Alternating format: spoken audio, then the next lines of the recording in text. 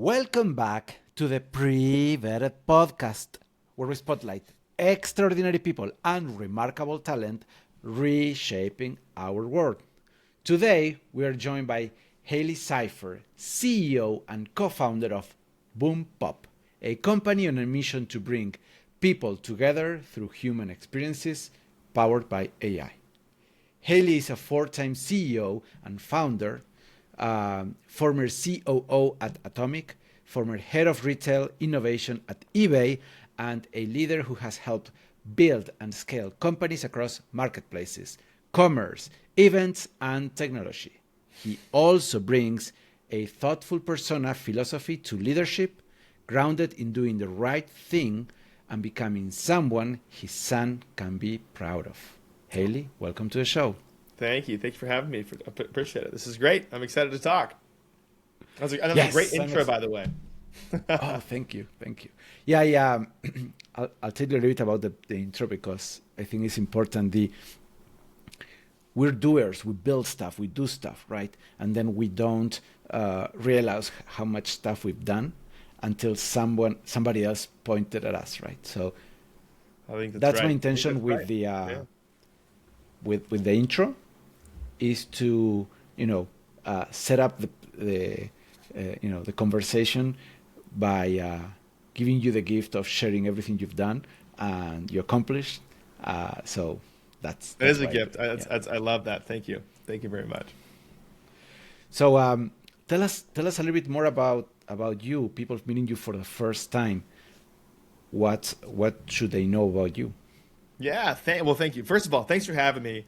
I'm from the U.S. I'm from a state in the middle called Nebraska. It's a small one you probably haven't been to or heard of. Warren Buffett famously is from Nebraska, so that's what we got going for us. The plot twist is I grew up in Saudi Arabia for 16 years, and after doing a short stint of consulting in New York after college, I got into startups, and I haven't looked back for the last, I want to say almost 20 years now. I've been in Silicon Valley building VC-backed companies. I love it. This is my fourth one, as you mentioned. My third one, if you ever walk into a McDonald's or a Burger King or a Wendy's and you see one of those touchscreen kiosks you order food, you ever seen one of those? Right. We did all that Yes. for the top 40 quick serve restaurants. Yeah, it was great. It was we had some really fun experiences there, and I was lucky enough to sell that. And then I kind of looked at myself in the mirror and asked, what do I want to do in life? Do I move to Oaxaca, eat crickets for a while? Turns out I don't love crickets that much. Or do I get back into building a company? And I look around at the world and I try to figure out what are the long patterns, what needs to be built. And we have right now an absolute problem. And that problem is loneliness. Everyone feels, even though they're so connected on these devices, they feel more alone than ever. It's something like 64% of people say they feel alone. It gets bigger at younger generations. If you're 18 to 24, 79% say they feel lonely. People aren't showing up as much. They're not seeing each other. Remote work there's all these tailwinds that are pushing people to this place.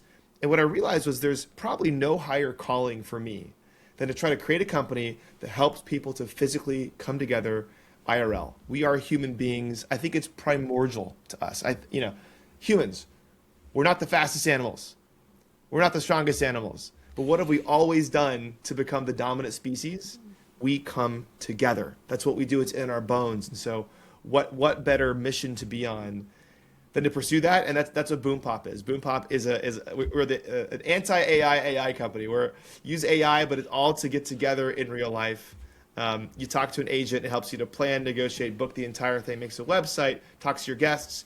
And the whole goal is that you show up and have a great time without ever being dissuaded from actually doing it in the first place because it feels too daunting of a task. So that's BoomPop. We're about 3.5 years old. We're VC backed. So we just raised our Series A about a year ago. Things are good. We got a great team and we're having a lot of fun. Amazing, amazing. Yes, let me start by saying I agree that people are feeling lonelier. It's interesting, right? The social networks are supposed to connect us, but it turns out that makes us feel lonelier. It's crazy. now with AI we have the companions that are, kind of replacing human relationships, both, friends and, social relationships as well. So Yeah. that tendency of people are getting more isolated and lonelier, it's problematic. And It I've is. seen that this happening in the US, that people are not getting married, right, or not building a family, right, which is also, I don't know if a problem is the right word, but for people makes them more, isolated, right? Oh, for sure. It pull. Well, I mean, there's many layers to the conversation. Depends where you want to go here, but it pulls at the fabric of society as we know it.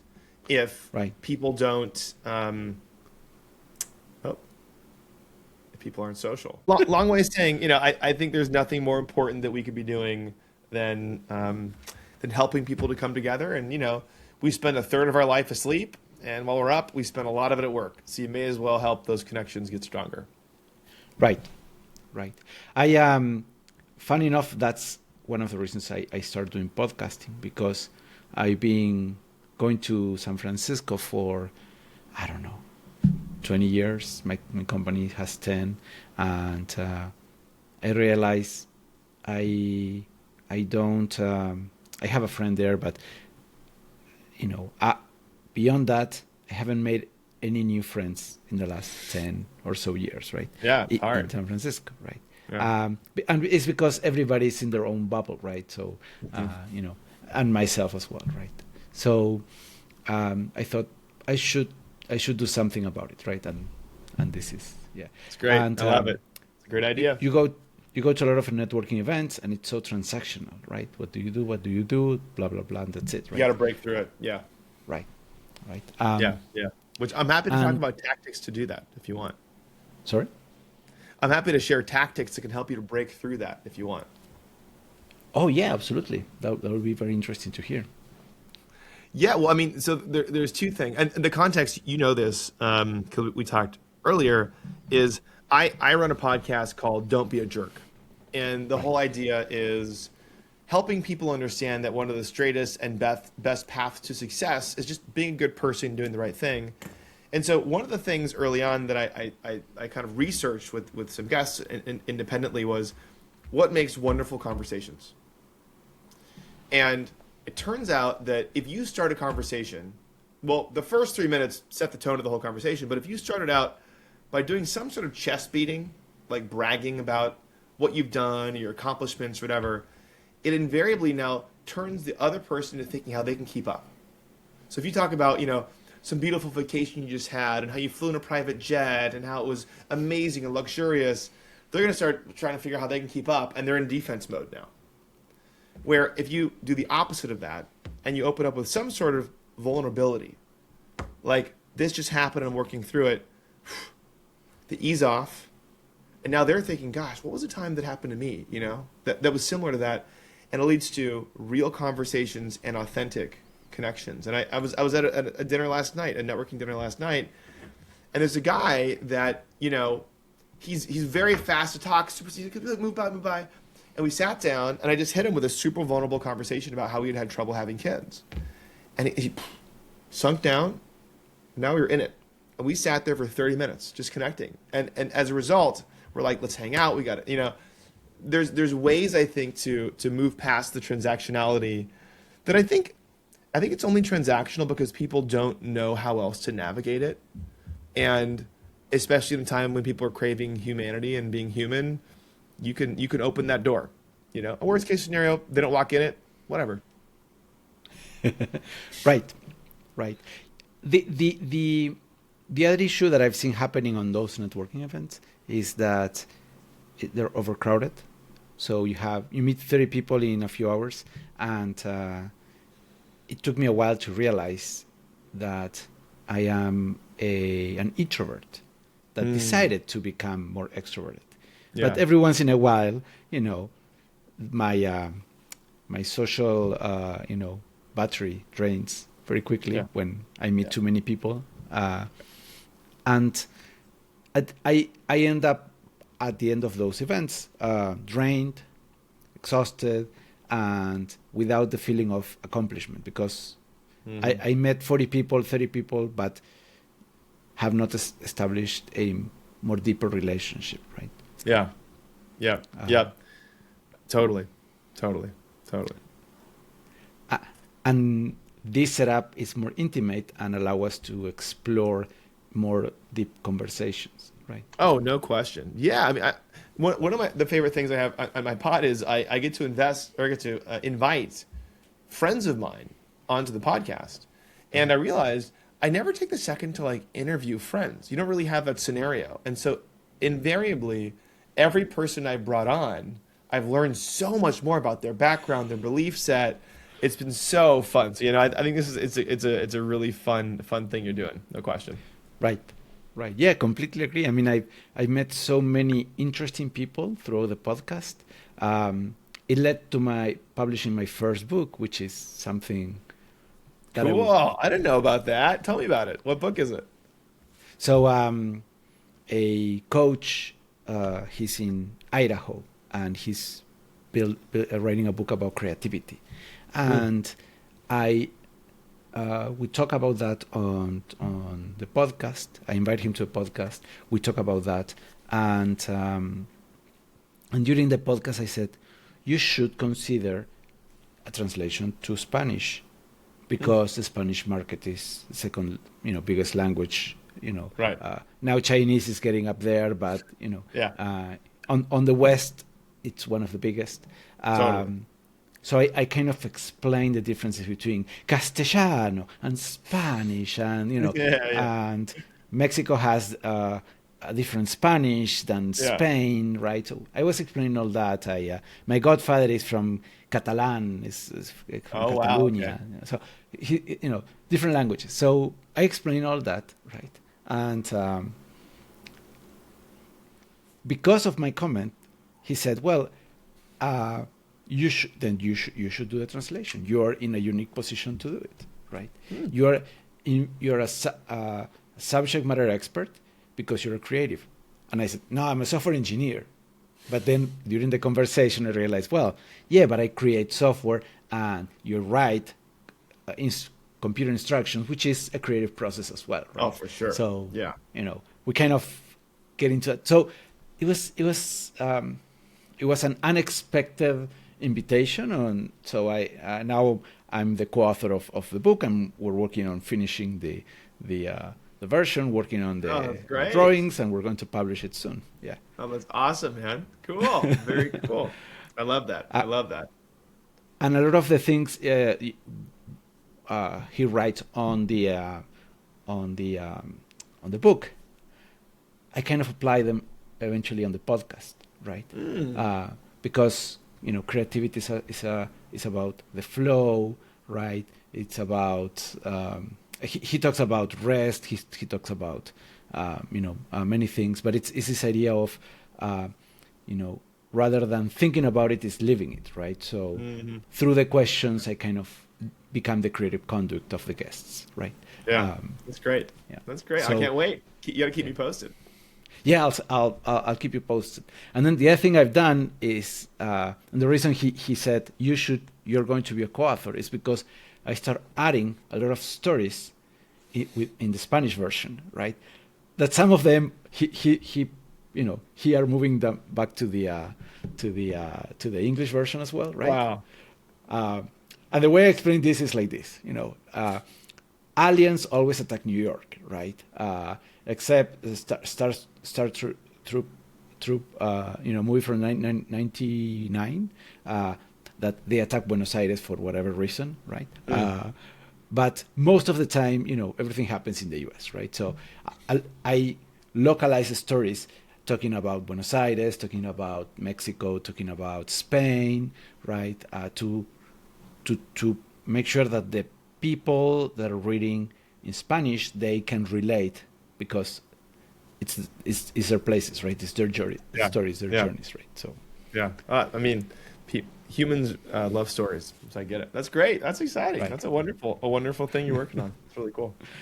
Yeah. So it's very fun. Yeah. Well, it's a big commitment though too. Yes. We were hoping to launch it sooner, but it's taking a while, and Yeah. But I'm enjoying the ride and working towards getting it done, right? Nice. Yeah. So at this point, is a sheer commitment of, we gotta get willpower. it done, right? Yeah. Yeah. I get it. Gotta get it done. So you've been founder and CEO of multiple companies, right? What keeps pulling you back to building more companies? I was talking to my wife about this. I think there's two parts of why I love building companies so much. The first part is it's like the ultimate form of creative expression. Like, what an amazing gift. People hand you millions and millions of dollars so you can build the thing you believe should be built on the planet. And you get to work with people you really respect and admire.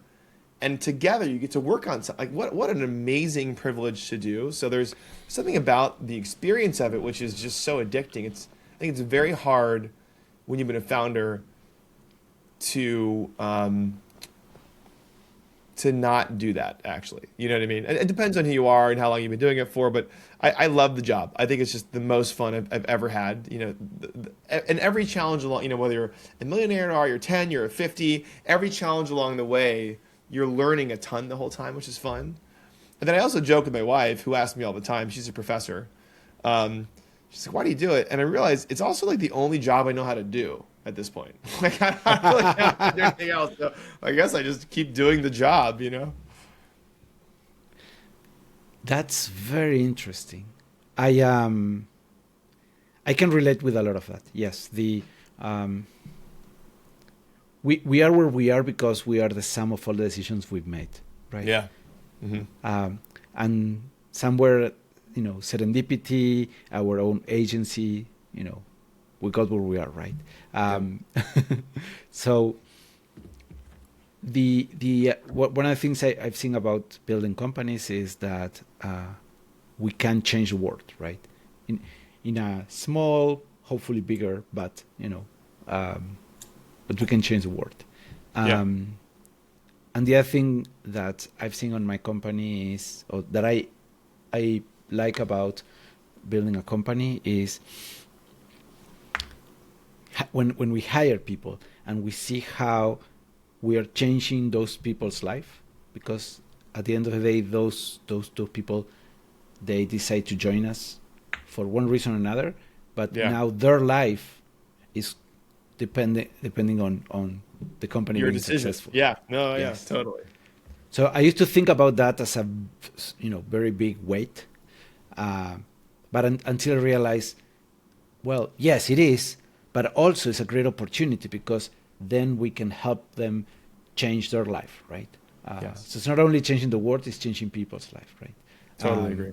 Yeah. When I see, And by the way, I just wanted to say too for 1 second, which is that also shows that you're just a great leader. The fact that I always feel like being a CEO, being a leader, it's kind of a sacred oath that you take to protect the people on your team and to lead them to things that are better for them. And to a certain extent, it's because they also then take a sacred oath to their families to help provide. And so the fact that you said you feel the weight of it, it's not the only feeling, of course, but it's an important one. It's actually, I think, like, it's so easy to have people who are in these higher ranks, management or CEOs, to kind of be villainized, right? And I don't know that folks who haven't sat in the seat truly appreciate that the best leaders, this is not because it means you get to drive fancy cars or go to cool dinners or networking.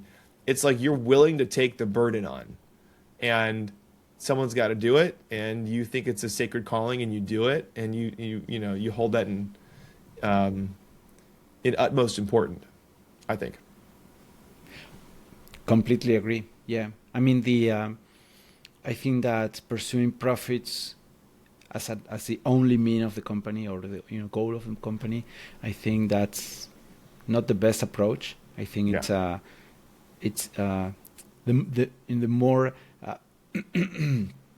the more I get involved in my company, the more I learn about other people's companies, the more I realize that having a company a profitable company with a mission statement has a much deeper impact on the world, right? Absolutely. And Absolutely. yes, the profit is something that we need in order to keep the company, alive and stable and pay everybody's payroll, right? Yeah.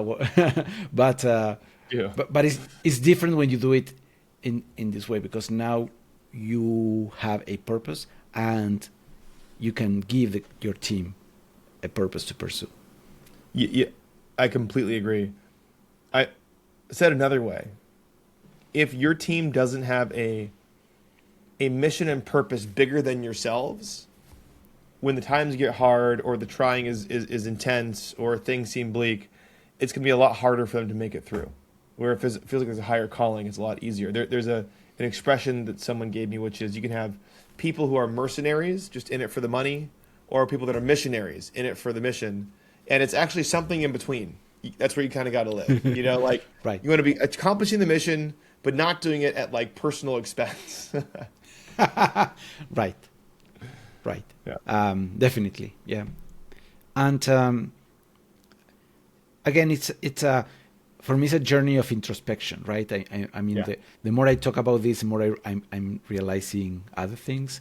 But I used to think about, I can help software engineers in Mexico to make good money, to have a good career, which part of that it is. But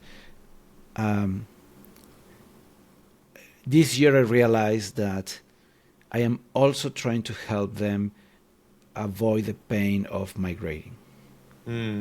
Right? I mean, I moved. It was my decision, but it's a painful process, right? Yeah. And I mean, I wouldn't change it for a word. I mean, I met my wife here in Mexico. She's amazing, right? But there's also the detachment of your friends, your high school friends, your culture, your family, right? So there is a cost for that. But my parents are still in Buenos Aires, right? So they come and go, or we come and go. But still you have that painful distance, right? Totally. Yeah. So the more I think about that, the more I realize I am helping other people to avoid that painful migration and being able to stay in Mexico, and make a good living, have a great career, right? And things like that. I completely agree. It's wonderful. Where I grew up, there was this massive population of immigrants from a lot of places, Pakistan, but specifically the Philippines.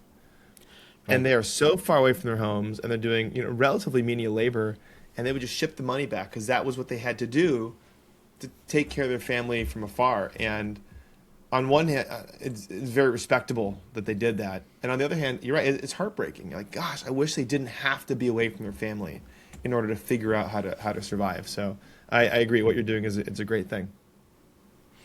Right. Funny enough, when I was doing the migration, now I am a Mexican citizen, but while I was doing all that paperwork, they ask a lot of things, right? Like you need a minimum income, you need a lot of things. But I was hired by my own company, right? And the legal representative of my company was my wife. So yeah, amazing. Every time they ask for a document, right? We brought to the immigration office a printer and a laptop, right? So we need this document. We will print it, give it to them, right? This happened like 3 or 4 times in that same No way. meeting. That's so funny. Until one point, the immigration officer got so angry and he said, "That is not fair." Why was he trying to do it in the first place, though? Yeah, I mean, what happens is that usually they ask you for documents, and whatnot, and then you have to go back again, right? But so we need that's the a great call. signature of the legal representative of the company.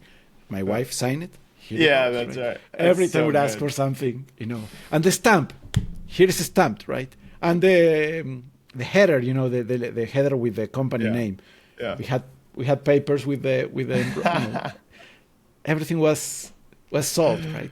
Oh, it was really so funny. Yeah. That's a great story. That's really funny. So, but it was a long long process, right? Yeah. The Mexico is a very warming and welcoming to people, so it's not an issue. But other countries are a little bit more hard on the immigration process, right? Yes, that's right. Yeah, it's a the geopolitical landscape is very interesting right now. Yes. So you talk about trying to be a good person every day, right? How does that show up in business decisions? Oh, thanks, man. It's a great question. Well, I'm learning every single day. There's a lot of layers and a lot of learnings I have as I do this podcast. I think the North Star I have is the way that I want my company to operate and the way I want people to feel when they're in the company. Right. I want them to feel autonomous. I want them to feel trusted. I want them to have mastery over it. I want them to have purpose. I want them to have full context, which requires all these things, that I have a loving culture that is ambitious, that also is very transparent. Because it's very hard to make the right decision if you don't know what's going on. You don't have context.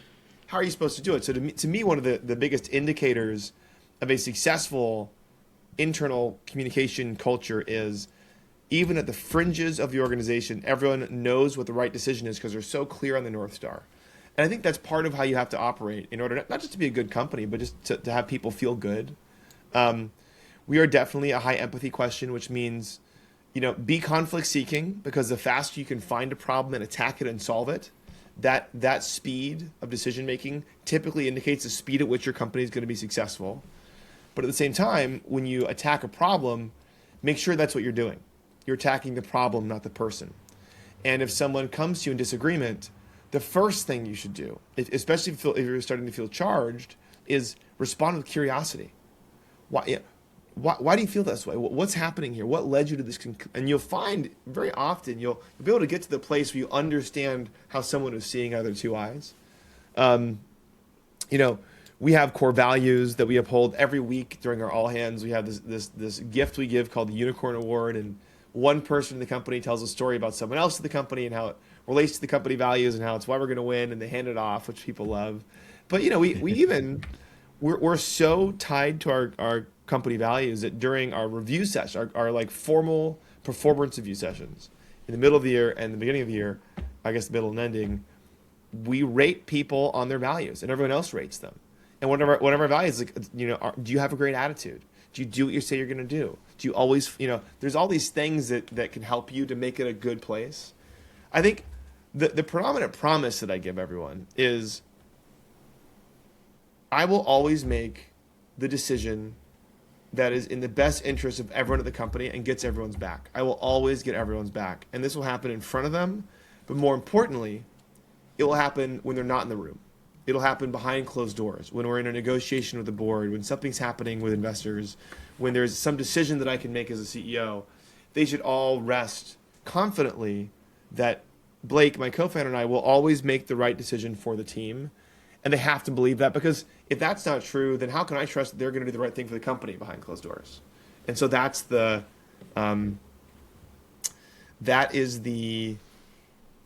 there's a lot we could go into there, but that's what we try to do. And by the way, I'll also give you this one. This is one of my, and you mentioned this, which I loved. So thanks for the research. Is if there is a decision where I feel on the fence, I'm not totally sure which way I should go, what the right decision is, I instantly go to my son, Theo, and I say, if he found out about the decision that dad just made, would he be proud of his dad or would he be disappointed? And that single barometer has been very, very helpful. Very, very helpful in decision making.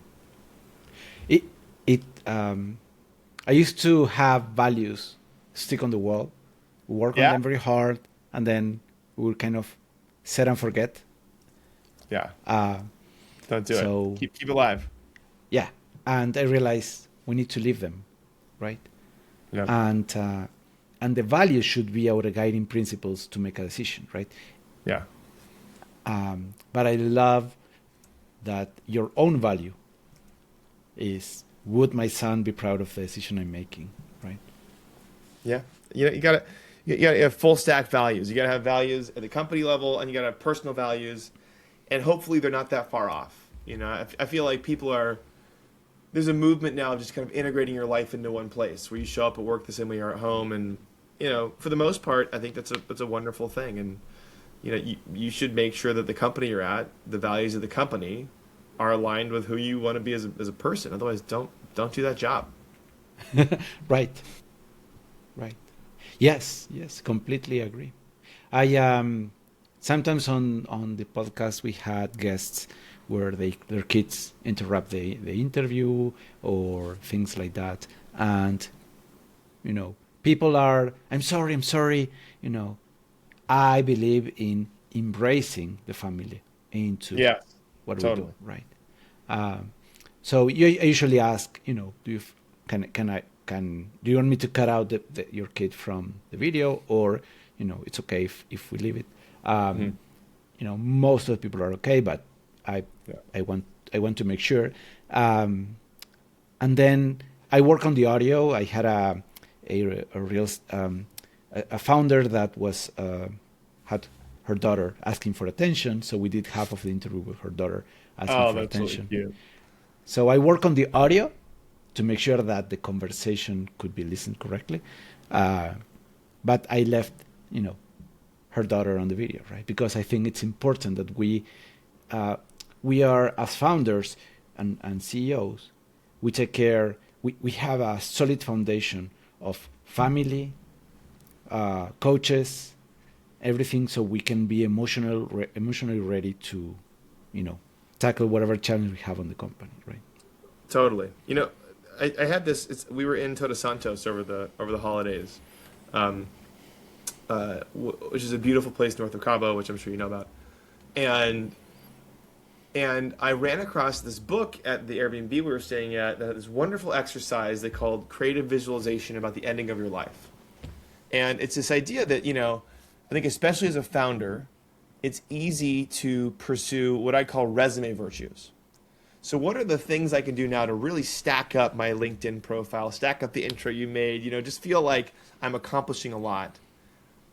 And then to query whether you want to pursue a life of resume virtues or eulogy virtues, which is basically by the time you die, what is the most important thing to you? And this exercise, which was so impactful to me, was effectively you go forward in your mind all the way to age 80, 90, 100, as old as you think you're basically going to get. And you wake up and you ask yourself, across every aspect of life, learning, work, relationships, lifestyle, everything, career, money, what has happened that is your ideal life, that is the best possible life you can imagine. And the most fascinating thing is when you do this exercise and you then distill it down to what you think matters most in life, while in this moment in time, the most important thing might be get the company off the ground, make it successful, all these things are going to unlock as a result. At the ending of life, what became very clear to me at least was that the most important thing to me was my wife, it was my children, it was my parents, it was my family, it was my community. And that's who's going to be around me on my deathbed, I hope, if I'm lucky. And that's who I want to build relationships with now. Don't sacrifice those things, because you see a lot of people who they put all of their life energy into certain things that end. Companies can end, jobs can end, and then they have not much left. And those people that I've seen have done this, it's been really, really hard to see them when they retire because it's just lost their way. Where if you go, look, yeah, of course, I'm gonna work my butt off on this company, and I'm gonna be aggressive and I'm gonna attack it, but I'm still not gonna miss my kids' dance recital. I'm gonna be there for my wife's birthday. I'm gonna make sure that when I do Valentine's Day, I've thought ahead about the card, whatever the things are. You have to balance out those investments, because otherwise, I think it's a road to, well, depends what you want, but to me, that wasn't the road that I want to get to. Of course, I want to continue to be a founder and be very successful, and I want to build the biggest company I've ever built, no question. But also, on my deathbed, I want to be with my wife. I still want to be with her. Yes, yes. I know what you're talking about because it's the story of the fisherman and the and the American. That's the story. That is the story. Was it like the fisherman and the HBS grad or something? The Harvard guy. Something like that. Yeah, yeah, yeah. Yeah, I heard multiple versions, but it's the same idea. it's a Now, great idea. that doesn't mean that we have to live in a small shack with no water, right, or whatever Yeah, it is, right? No running water. But that doesn't mean that we also have to, work so many hours a day and just, yeah, put that on top of everything, right? yeah. Um, yeah. I mean, there is I mean, the most successful people are working, many, many hours, 12 hours a day, nonstop, That's right. and whatnot, That's right? right. Are we willing to sacrifice a little bit of that? I don't know if sacrifice is the right word. Yeah, Let's maybe, but you are aiming a little bit lower, but you have a much more balanced life, right? And I think that's a much richer life, right? yeah, yeah. Well, yeah. There's a lot to unpack there, but totally agree. Totally agree. Yeah. I feel the same. I mean, I am blessed to have the time to spend it with my son. I'm coaching him. We're training on karate, so Nice. It's we great. go to train. I coach him as well, and I can spend time with him a lot. My parents did something similar where they quit their corporate jobs Wow, to really? spend time with me and my brother. So Wow. yeah, and they basically gave up a safe job, right, to spend time with us because they would Amazing. be out from 8 a.m. to 7 p.m., right? Wow. Or Just so we working. would never see each other, right? Yeah. Yeah. Yeah. Yeah. So I I mean, and of course, I think this is also the thing too. You have to recognize that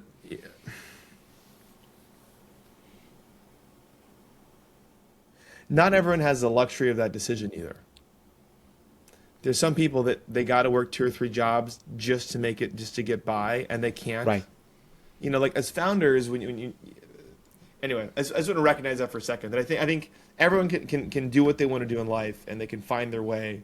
But sometimes, the starting line really matters. Are you lucky enough to be you know a bountiful country when you are born, or are you not? And then how do you get out of there? And what do you do about that? And there's it's complicated, man. Being a human, it turns out there's a lot to it. Yes, yes. I believe we're living a very privileged life Yes. that we design and we choose. I hesitated. I don't know if this is the right word, but I we made the decision to stay in Guadalajara. We could have been in San Francisco. It was one of the options. Hmm. We explored Ireland as another option. I'm a Polish citizen, so Oh I wow, could that's go there cool. as well. Yeah, from my mother's side, she. So I'll tell you the stories very quick. But my grandparents from my mother's side, they are from a small town in Poland called Lodz, and both moved to Argentina when they were like 3 years old, 4 years Oh old, wow, okay. and then they met in Buenos Aires and they got married. So you know, what are the odds, right? It's a Yeah. 5,000 people small town, and Yeah. they meet so far away, right? And they're both from the same small town, right? That's really So cool. anyway, Really cool. um, mm, I I I thought about moving to the States in San Francisco. We kind of decided to stay in Guadalajara, right? Sometimes I, kind of second guess a decision. Sometimes I think it's better, right? I don't know.